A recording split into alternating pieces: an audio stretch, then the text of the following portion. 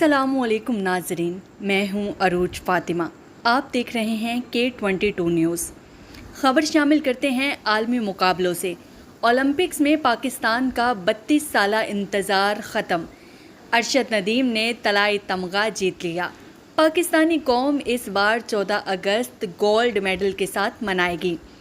Paris Olympics میں ارشد ندیم نے پاکستان کا نام روشن کر دیا۔ جیولین تھرو میں گولڈ میڈل جیت لیا۔ فائنل میں 92.97 میٹر کی طویل تھرو کر کے اولمپکس ریکارڈ بھی قائم کر لیا۔ ارشد ندیم نے 2 تھروز 90 میٹر سے زائد فاصلے پر پھینکے۔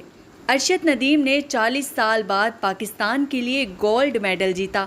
کامیابی پر میدان میں سجدہ شکر ادا کیا۔ قومی ایتھلیٹ کی جیت کے ساتھ ہی پاکستان پوائنٹ ٹیبل پر 53ویں نمبر پر آ گیا۔ ایوان سے میدان تک